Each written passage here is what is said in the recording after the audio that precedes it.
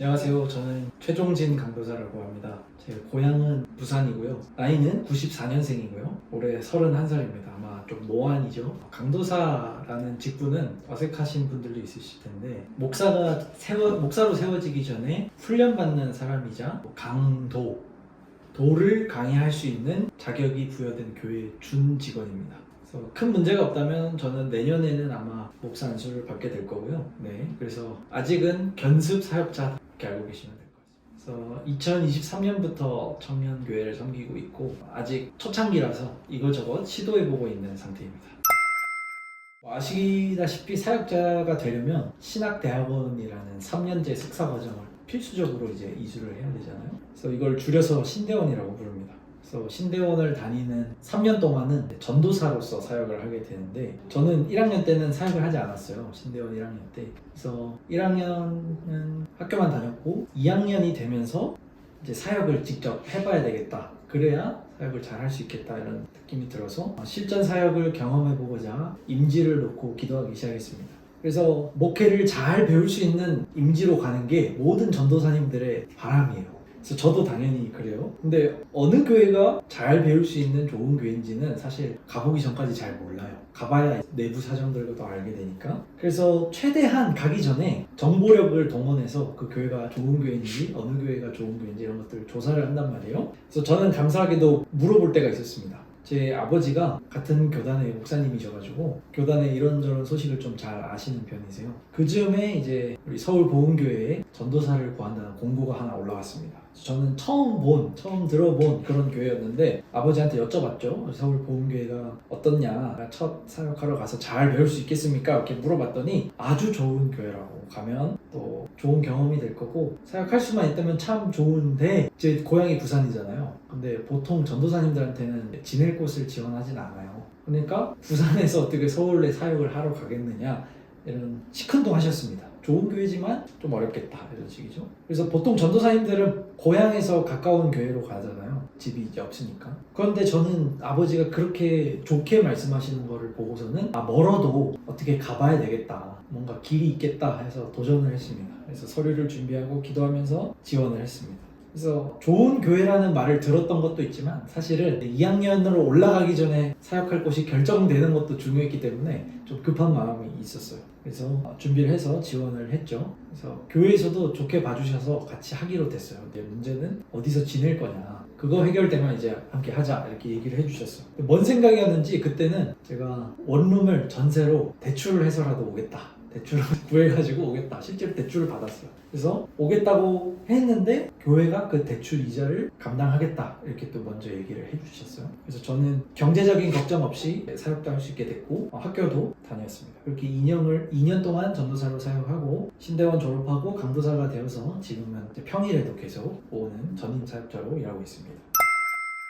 부끄럽게도 저는 제가 먼저 이제 사역자가 되고 싶다 이렇게 생각을 했었어요. 아버지가 목회를 하시다 보니까 이제 멋있어 보였던 것도 있고 이제 다른 것들보다 그거가 더 가치 있어 보였다고 하는 게 좀 더 맞겠네요. 인생 딱 한 번 사는데 의미 있고 가치 있는 걸 해보고 싶었던 거예요. 어린 마음에. 중학생이었던 제 눈에는 그게 이제 사역자다 이렇게 결론을 빨리 내렸던 거죠. 고상해 보이기도 하고 또 겉으로 드러나는 사역자의 멋진 모습이 좀 좋아 보이기도 했습니다. 그래서 솔직하게 말하면 좀 탐을 낸 거예요. 자, 목사가 되고 싶다. 그래서 하나님한테 때를 썼습니다. 목사 시켜달라. 네, 하나님은요 바로 저를 그렇게 사용하진 않으셨어요. 당연히 이제 어디 감히 이렇게 나오시는 거죠. 그래서 저는 준비가 먼저 돼야 되는 사람이었기 때문에 하나님이 저를 이렇게 삥 돌리셨어요. 오랜 시간 동안 저를 깎으시고 또 준비시키셨어요. 사역자로서 멋진 부분만 있다는 게 아니고 또 감내해야 되는 부분이 있다는 것도 자연스럽게 알게 하셨고 또 그 과정들을 지나면서 또 부르심을 확신하게 됐어요. 너무 길어요, 이 과정에 대해서는. 그래서 이거를 다 얘기하려면 제 대학 시절 얘기도 해야 되고 군대 시절 얘기도 해야 되는데 군대 별로 안 좋아하실 것 같아서 생략하고요. 그렇게 이제 확신하고 오게 됐습니다. 그래서 저의 경우를 모든 사역자들한테 일반화할 수는 없을 것 같아요. 보통은 이제 하나님이 먼저 부르시니까요. 저를 일반화할 수는 없다고 느낍니다. 하지만 저는 감사하고 있습니다. 하나님께서 다양한 방법으로 사람을 불러 쓰신다는 것을 느끼고 있습니다. 여러분들도 다양한 방법으로 부르시고 사용하실 것 같습니다. 요즘 정말 얼마 안 됐는데 다시 책을 읽는 게 좀 재밌어졌어요. 일단 책을 읽을 수 있는 그런 여유가 생겼기 때문이겠죠. 뭐 어느 단체든 그렇겠지만 교회는 연말 연초가 정말 바빠요. 새로 바뀌는 것도 많고 사람들을 다시 편성해야 되고 이런 것들이 있어서 그래서 이제야 좀 연초가 지나고 여유가 좀 생겼습니다. 그래서 바쁠 때는 시간이 조금 나도 할 일들이 많다는 생각 때문에 책을 읽을 만한 마음의 여유가 없었는데 요즘은 책도 읽고 있습니다. 여유가 좀 생겨서. 그래서 요즘 제가 읽는 책은 주로 이제 그리스도인의 내면, 또 교회론 이런 것들을 읽어요. 그래서 학적인 것보다는 좀 더 목회적인 것, 소명의식을 불태울 수 있는 그런 동기부여가 되는 그런 책들을 좀 읽고 있습니다. 꼭 한 가지 해야 되나요? 자유롭게. 네. 장점이 정말 많습니다.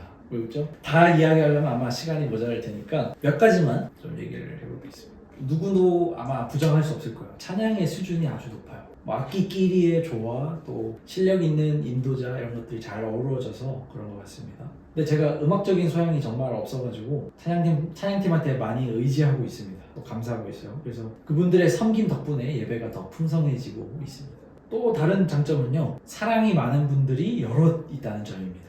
그럼 그들도 완벽하진 않겠죠. 하지만 분명 지체들을 돌보고자 하는 그런 사랑이 많은 분들이 교회 곳곳에 포진해 있습니다. 여기도 좀 계시네요.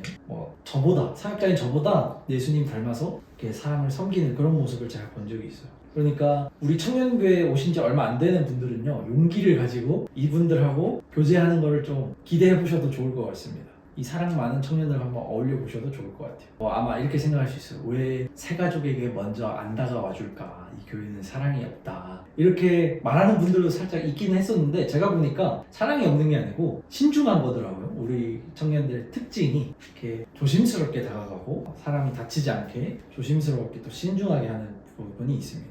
그래서 여러분들이 먼저 또 마음을 열어주시고 공동체 중심으로 들어오시려고 한다면 분명 애써주시는 분들이 더 많을 거라고 생각을 합니다. 그리고 세 번째는 장학금 제도가 있습니다. 분명한 장점이에요. 대학생 또는 대학원생들이 학비 걱정 없이 공부하고 또 신앙생활을 할 수 있도록 지원하는 제도가 있습니다. 그래서 교회를 위해서 봉사하는 학생들에게 전반기, 후반기 이렇게 나눠서 한 명당 120만 원씩 장학금을 지급하고 있어요. 사실 어느 교회를 가도 봉사를 한두 개씩은 하기 마련이잖아요. 우리 교회에서도 당연히 봉사를 하기 마련인데 보험교회는 그런 분들, 신앙과 실력을 겸비할 수 있도록 학생을 돕는 그 일에 아주 관심이 많습니다. 이건 분명히 다른 교회랑 구별되는 그런 장점이라고 할 수 있겠습니다. 또 학생들의 주거 문제도 지원을 하고 있어요. 학사관이라는 건데요, 교회 근처에 있습니다. 그래서 월 10만 원 내외의 아주 부담 없는 가격으로 거주할 수 있는 그런 것들. 지금은 인원들이 꽉 차 있지만 아마 수년 내에 학사관을 여러 개 더 지을 계획이 있다는 것을 제가 알고 있습니다. 그리고 마지막으로는 청년교회를 위해서 기도해 주시고 또 후원해 주시는 분들이 정말 많다는 거예요. 청년교회 사역에 사용하라고 큰 헌금을 해주시는 경우가 꽤 자주 있습니다. 그래서 우리는 이 아름다운 마음들을 모아서 하나님이 기뻐하시는 사역을 해보고 싶어요. 그런데 청년교회로 출범한 지는 얼마 되지 않아서 관습적으로 하고 있는 사역이 별로 없습니다. 무슨 말이냐면 사역의 연차가 쌓여서 늘 하던 거 하는 그런 게 잘 없어요. 그래서 여러분들이 오셔서 내가 이런 사역을 해보고 싶었다, 그런 걸 좀 시도해 볼 수 있는 좋은 기회가 열린 시점이에요. 아직은. 그런 재정적인 지원도 빵빵하고요. 그리고 여러분들의 취향의 사역을 게시해 보시고 좋은 유익들이 있으면 또 발전시켜서 우리의 문화로 발전시킬 그런 좋은 기회가 열린 공동체라고도 할 수 있겠습니다. 제 개인적으로는 순모임이 좀 더 확장됐으면 좋겠고 국내 농촌 선교나 해외 단기 선교도 좀 시도해 볼 수 있으면 좋겠습니다.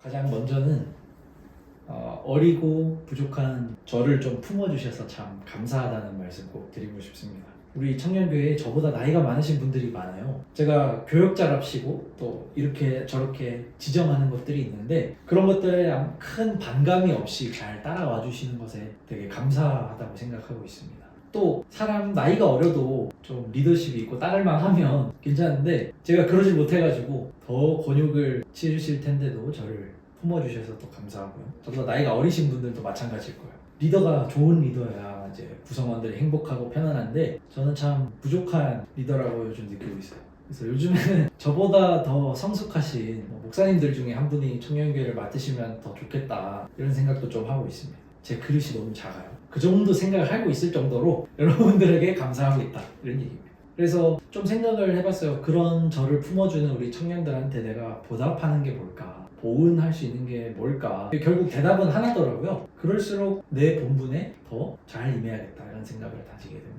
그리고 제 본분은 청년교회를 목양하는 일이고 또 청년교회의 부흥을 위해서 헌신하는 게 제 역할이겠죠. 그래서 여러분들의 교회 생활이 재밌어져서 또 신앙생활이 행복해져서 청년 여러분들의 삶이 복음 안에서 행복한 삶이 되도록 헌신하는 것이 제 본분이니까 그거에 더 정진하는 제가 돼야 되겠다는 마음이 듭니다. 그러니까 여러분 저한테 참견을 많이 해주셔야 됩니다.